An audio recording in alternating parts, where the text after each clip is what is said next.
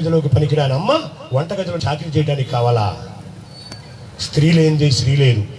తన భార్యను అవహేళన చేసి అశ్రద్ధ చేశాడు గనకే ఈ మణికంఠ స్వామి పుట్టాడు.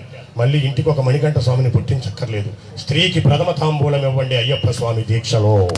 అమ్మ అయితే దీపం పెట్టాలి, చెల్లి అయితే నీకు హారతి ఇవ్వాలి, భార్య అయితే నీకు సేవ చేసి తరించాలి. నువ్వు మాల వేసుకోవడానికి గడ్డం పెంచావు, మాల వేశావు, గుడ్డలు మార్చావు, శరీరం పెంచావు, ముఖాన్ని ఇంత ముందు లేని బొట్టు పెట్టావు, టోటల్ గా నీ ఆకారం మారిపోయింది. కానీ తెల్లవారుజామున మాల వేసుకుంటాను మాత అని నువ్వు చెప్పిన వెంటనే తన ఆ మాటతోనే రోజు కట్టుకునే వాయిల చీర, రోజు ఉతికి వేసుకునే జాకెట్టు, మెడలో మాల లేదు, బట్టలు మార్చలేదు, తన శరీరంలో ఉన్న బుద్ధిని మాత్రమే మార్చి బ్రహ్మచర్య దీక్షలోకి నీకన్నా గడియ ముందే వచ్చేస్తుంది నీ ఇల్లాలు, నీ తల్లి, నీ భార్య, నీ అక్క, నీ చెల్లి. అలాంటి వారికి మనం ఏం చేయాలి? ప్రథమ తాంబూలం ఇవ్వాలి. నీకు అనేక రకాల గుర్తులున్నాయి దీక్షలో. అందుకనే ఎవరన్నా అడిగినప్పుడు నేను దీక్ష తీసుకున్నానని చెప్పకూడదంట స్వామి. మేము దీక్షలో ఉన్నాం అంటే ఇంటికాడ ఒక మనిషి కూడా ఉన్నది. జగద్గురువులైనటువంటి రామకృష్ణ పరమహంస తను దీక్ష వహించి బ్రహ్మచర్యాన్ని స్వీకరించడానికి ముందు పరిగెత్తుకుని ఇంటికి వచ్చి తలారా స్నానం చేసి మెట్ల బజారులో ఉన్నటువంటి రోడ్డు మీద నుంచుని సూర్యుడిని చూస్తూ, నాకు నేను చెయ్యొచ్చు శారదాంబ, కానీ బ్రహ్మచర్య వ్రతం నీతో అనుమతితో మాత్రమే కుదురుతాది, అందుకని నా తల్లిగా నన్ను అనుగ్రహించని పాదాల మీద పడ్డాడట. ఆ మాట విన్నప్పుడు వదిలిపెట్టిన కురులు ఆ జన్మాంతం శారదా పరదేవత జడ ఎరబోసుకునే మనకు ఫోటోలో కనపడుతుంది. రామకృష్ణ పరమహంస భార్య తల్లి అయిపోయింది బ్రహ్మచర్య దీక్షలో. అలా నీ భార్య ఏమవుతుంది? మాత అని సంబోధిస్తున్నావు, తల్లి అవుతుంది. బిడ్డ, మాల వేసుకున్నవాడు నాకు బిడ్డ. ఎంతకాలం? మండల కాలం. గురుముద్ర, శాస్త్రముద్ర, రుద్రముద్ర, విష్ణుముద్ర, శివముద్ర, సత్యముద్ర, కేశముద్ర, శాంతముద్ర అనబడి ఈ ముద్రమాల, ఈ 30 రూపాయల లంగియ, 3 రూపాయల మాల, 30 పైసల విభూతి చందనమా, సుబ్బారావు స్వామి, రంగారావు స్వామి, రాంబాబు స్వామి, లక్ష్మీనారాయణ స్వామి, అనేకమైన పేర్లు బదులు మీకు స్వామి జరుగుతున్నారు. మీరు అన్నవరం వెళ్ళారు, దేవుడే నువ్వే. మీరు తిరుపతి వెళ్ళారు, దేవుడే మీరే. మీరు సత్యదేవుడి దగ్గరికి వెళ్ళారు, సింహాచలం, దేవుడే మీరే. మరి ఈ 30 రూపాయల లుంగి కట్టి 3 రూపాయల మాల వేసి విభూతి చందనాలు పెట్టుకుంటే నిన్నటి దాకా తిట్టిన అమ్మ, నిన్నటి దాకా పొగిడిన నాన్న, నిన్నటి దాకా 3 రోజులు అవుతుంది వెళ్ళాడు, వచ్చాడు, గేటు తీశాడు, పెట్టవే వచ్చాడుగా కొడుకు అని చెప్పి తిట్టే నాన్న వాళ్ళ కొడుకుని వాళ్ళ అమ్మ నాన్నే తిడతంటే ఈడి పిల్లలు చూసి ఆ ఇంట్లోనేమో కొడుకు రాగానే ఎదురెళ్ళి కాళ్ళకి నీళ్ళు ఇస్తున్నారు, మా ఇంట్లోనేమో మా నాన్న రాగానే మా నాయన ఎందుకు ఇలా తిడుతుందని తండ్రిని అడగలేక, తాతను మాట్లాడలేక, ఏమిటో మా నాన్న తప్పని తన మాటను తనలోనే పెట్టుకుని ఒక సమయానికి నాన్న పక్కింటి పిల్లలందరూ స్కూల్కి వస్తున్నారు, నాన్న వాళ్ళ అబ్బాయిలు వాళ్ళ నాన్న తీసుకొస్తున్నాడు, జారిపోయే వాటర్ బాటిల్ని పైకెత్తి చిన్న కన్నా 4:40 వదిలి పెడతారు, నేను వచ్చేప్పటికి 5 అవుతుంది, రోడ్డు దాటపాక అక్కడే ఉండి నేను వచ్చి తీసుకెళ్తానని రోజు వాళ్ళ తల్లిదండ్రులు వచ్చి బిడ్డలను తీసుకెళ్తున్నారు నాన్న. కానీ మేము 9 నుంచి 10కి వచ్చాం, 6వ తరగతి నుంచి ఇప్పటి వరకు ఒక్క రోజు కూడా నన్ను స్కూల్ నుంచి తీసుకురాలేదు. మేము వచ్చేటప్పటికేమో నువ్వు వచ్చేటప్పటికేమో మేము నిద్రపోతాం, నేను లేచేటప్పటికేమో నువ్వు వెళ్ళిపోతావు. ఏంటి నానా నీ ఉద్యోగం అని చెప్పి తల్లినో తండ్రినో అడుగుతుంటే వీడికున్న దుర్వ్యసనాలు చెప్పలేక, నేను ఫలానా ఉద్యోగం చేస్తున్నానమ్మా, ఎయిర్ ఫోర్స్ అమ్మా అంటే గాలికి తిరగటం, ఎయిర్ ఫోర్స్ లో ఉన్నానమ్మా అని చెప్పలేక తల వంచుకుంటే ఇలాంటి భర్తను కట్టుకుని తన కన్న బిడ్డల చేతే ప్రశ్నింపబడుతున్నానని చెప్పి భార్య పౌడి చెంగు తడిచిపోయి ఉంటుంది. ఇప్పుడు ఎందుకు? కన్నీళ్లతో భర్తను అదమాయించలేక, పెరిగే బిడ్డలకు సమాధానం చెప్పలేక, తల్లిదండ్రుల యొక్క కోపానికి గురై వాడింట్లోనే వాడు దొంగతనం చేసే స్థితిలో ఉన్న ఎంతో మందిని ఒక ఫైనల్ మార్నింగ్ వాడి మనసు మారి గురుస్వామి దగ్గరికి వెళ్ళి చండపగిరిపేట శివాలయంకు రంగడగుడిలో ఉన్న అయ్యప్ప స్వామి గుడికి వెళ్ళి గురుస్వామి మాలవేయమని అడిగితే గురుస్వామి తన శక్తిని దారపోసి తన ముందు నుంచున్న వాడిని బిడ్డగా తలిచి గురుముద్ర, శాస్త్రముద్ర అనబడే 108 పూసలు కలిగిన మాలని మెడలో వేస్తే నిన్న తిట్టిన నాన్న, నిన్న తిట్టిన అమ్మ, నిన్న ప్రశ్నించిన తండ్రి నిన్నటిని మర్చిపోయి గేటు తీసి నీకు హారతులిచ్చి స్వామి వస్తున్నాడు, దేవుడు వస్తున్నాడు, మనిషి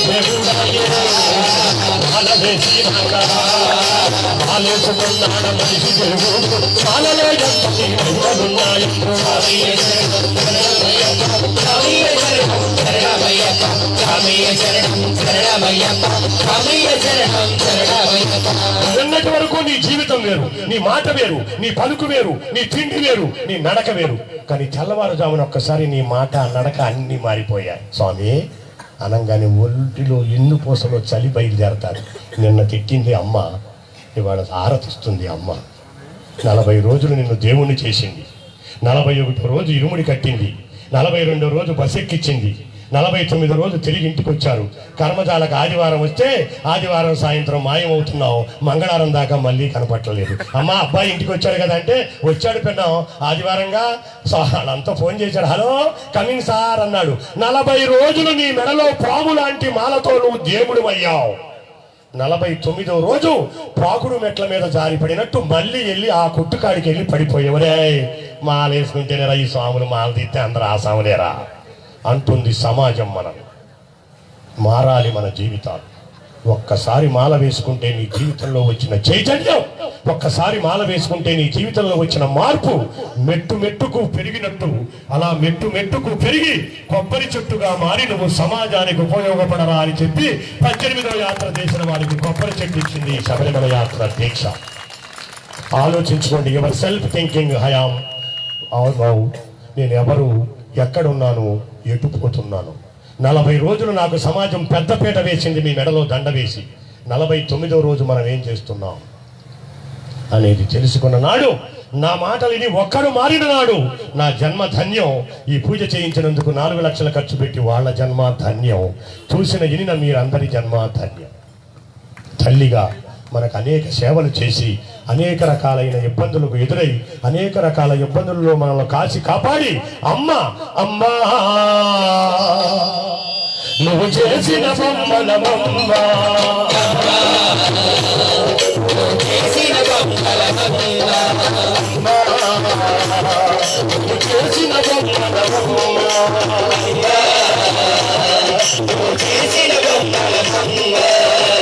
నాడు నీవు తిన్నావమ్మ,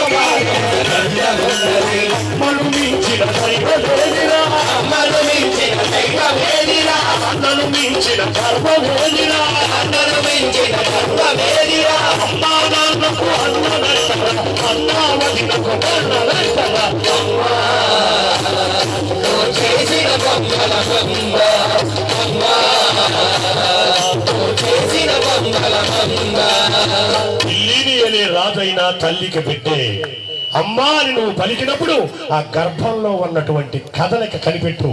నువ్వు కూడా తండ్రి అయినాడు తెలుస్తాది. ఒక ఆయన భుజాల మీద ఎక్కి తిరుపతి వెళ్ళాడట. తిరుపతిలో దర్శనం చేసుకుని ధ్వజస్తంభం కాడ మొక్కటానికి వచ్చాడట. అప్పుడు పక్కన ఉన్న ఆయన అడిగాడట, ఏరా పిల్లోడా దేవుడిని బాగా చూసావా అని. చూశాను కానీ తాతయ్య, దేవుడు దర్శనమైన తర్వాత కానీ నాకు తెలియలేదు. నేను ఇప్పటి వరకు ఇంకొక అంటే నేను చాలాసార్లు చూశాను. మొదటిసారి కొడుకు వచ్చాడు కనుక వాడికి కనపడదని తన దర్శనాన్ని మానుకుని ఆ కొడుకుని భుజాలెక్కించుకున్న తండ్రులు ఎంతమంది ఉన్నారు ఈ సభలో. తండ్రులకు సలాం. అప్పుడు అనిపించింది వాడికి, ఎప్పుడు తాతయ్య దేవుణ్ణి అయితే చూశాను కానీ బయటకు వచ్చినా కానీ తెలియలేదు. ఇప్పటి వరకు నేనున్నది ఒక దేవుడి భుజాల మీదేనని. అది తండ్రిగా మనకిచ్చిన అర్హత. మీరందరూ తండ్రులయ్యారు, ఇప్పుడు తెలుస్తుంది మీకు అర్హత. కడుపు నిండా ఆకలుండి జేబు నిండా డబ్బుండి, కడుపు నిండా ఆకలుండి జేబు నిండా డబ్బుండి తినటానికి పదార్థాలు అందుబాటులో ఉన్నా కూడా నేను ఈ పూట ఇడ్లీ తినటం మానుకుంటే దొరికే 14 రూపాయలు రేపు నా బిడ్డ పెళ్లి నాటికి చక్కని పూల పంట కొనటానికి వస్తాయని చెప్పి దాచుకుని ఆ పూటకి ఆకలిని నీళ్లతో చంపుకునేవాడు రా తండ్రి అంటే. అలాంటి తండ్రి ఆశలకు ఎంతమంది బిడ్డలు గండి కొడుతున్నారు, ఎంతమంది బిడ్డలు తండ్రి మాట వింటున్నారు, ఎంతమంది బిడ్డలు తండ్రి యొక్క ఆలనా పాలనలో బతుకుతున్నారు ఆలోచించండి. ఊరికొక రామ మందిరం, సందుకొక సాయిబాబా గుడి, ఊరికొక రామ మందిరం, ప్రతి సెంటర్లోనూ ఒక దుర్గాదేవి ఆలయం, వినాయకుడి ఆలయం. ఇవి చూసుకొని మనం తొడలగొట్టుకోవాలా? ఊరు బయట పిల్లలు వదిలేసిన పెద్దల కొరకు ఏర్పాటు చేసిన ఓల్డేజ్ హోములను చూసుకొని మనం సిగ్గుపడాలా తెలియని స్థితిలో ఉంది ఈరోజు హిందూ ధర్మం. మేమొస్తున్నామని మన ధర్మాన్ని పలచన చేయడానికి, మన ధర్మాన్ని విడదీయటానికి మన మధ్యకు దూరి వారు అందరూ వచ్చేసి మా మతం గొప్పది, మా దగ్గరకు రండి అని బొట్టు తీస్తున్నారు, తీస్తున్నారు.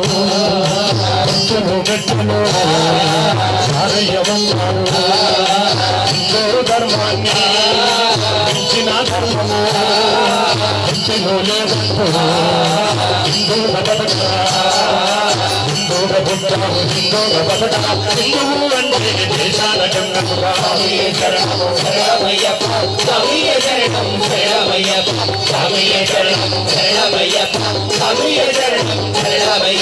ఎక్కడో కేరళ రాష్ట్రంలో 4000 సంవత్సరాల నాడు ఆర్యాంబ శివగురువులు అనే ఒక పేద బ్రాహ్మణుల ఇంట పుట్టి కేవలం 32 సంవత్సరాలు బతికి నేను 32 ఏళ్లే బతుకుతానని ముందుగానే తెలుసుకుని బ్రహ్మరహస్యాన్ని 8వ సంవత్సరంలో బ్రహ్మగా సన్యసించి తన 32 సంవత్సరాల్లో 3 సార్లు ప్రాణగండాన్ని దాటి 32వ సంవత్సరం పూర్తవుతుంది. తెల్లారితే 33 వస్తుందనగా అందరూ చూస్తుండగా కేదారనాథ్ మంచు పర్వతాల్లో అలా సంగమంచింది కనపడకుండా మాయమైపోయి హిందూ ధర్మాన్ని రక్షించడానికి తన బ్రహ్మచర్యాన్ని స్వీకరించి అక్కడ శృంగేరి శంకర మఠంలో శారదాపీఠాన్ని మొదటి స్థానంగా, గుజరాత్లో ఉన్న ద్వారకలో ద్వారకాపీఠాన్ని 2వ స్థానంగా, బద్రీనారాయణ క్షేత్రంలో ఉన్న బద్రీనాథ స్వామిని 3వ స్థానంగా, మీ ఎన్నెముకలో వెనుకలే ఉన్నటువంటి పూరి జగన్నాథ స్వామిని 4వ స్థానంగా పెట్టి 4 పీఠాలు పెట్టి ఈ 4 పీఠాల మధ్యన ఉన్నది ఈ ప్రాంత దేశంలో, ఈ బ్రహ్మ పదార్థంలో ఈ భారతదేశానికి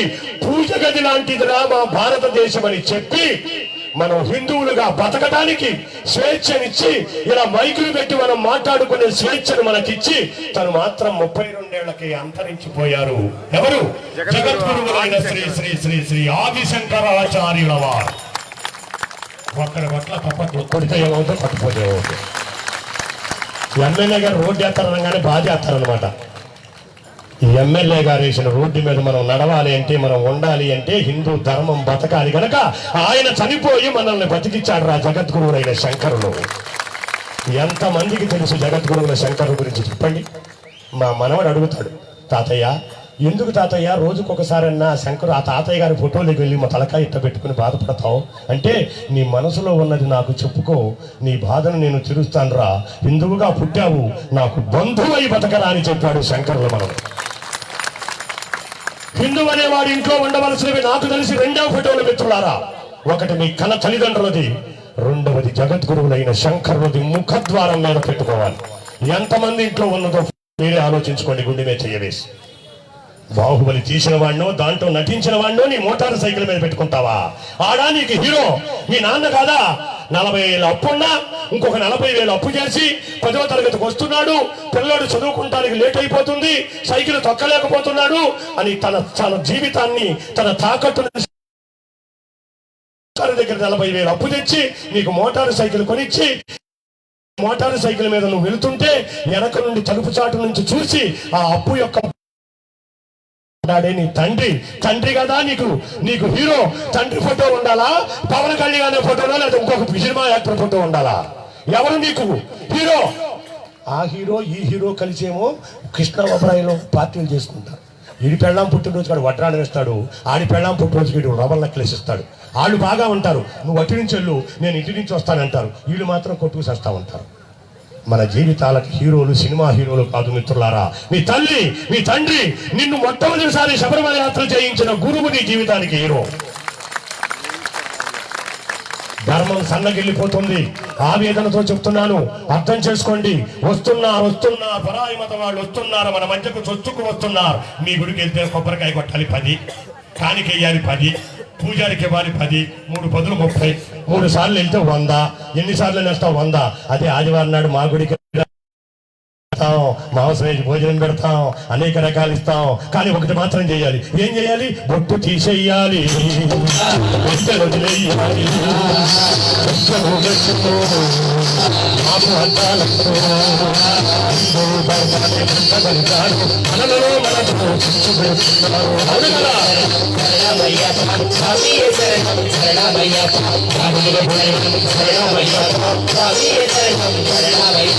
హిందూ ధర్మంలో లేనిది ఏమున్నదని మిత్రమా పరుగులెత్తుతున్నావు? నీ ధర్మంలో లేనిది ఏమున్నది? ఆ మతంలో అనేక రకాల సూత్రాలు, అనేక రకాల కాంట్రాక్టులు. పురుషుడు స్త్రీ ఒకటవటానికి వేరే అక్కర్లేదట. ఇద్దరు కలిసి అగ్రిమెంట్ రాసుకుంటారట. ఒకే క్వార్టర్లో ఉంటారట.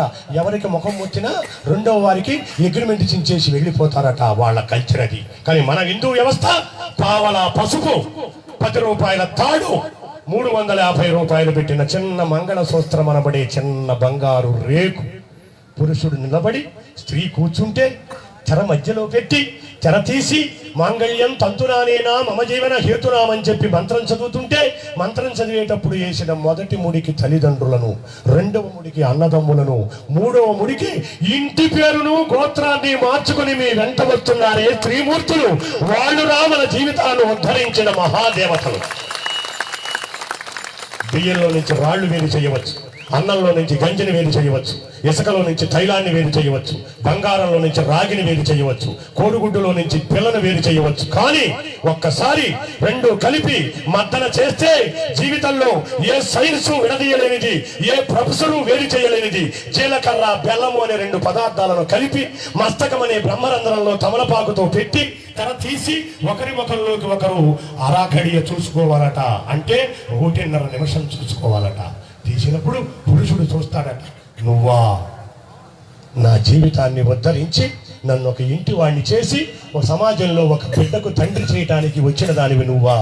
ఎంత త్యాగం చేశాడు మీ నాన్న. బంగారం దానమిచ్చారు, ఆవుని దానమిచ్చారు, భూమిని దానమిచ్చారు.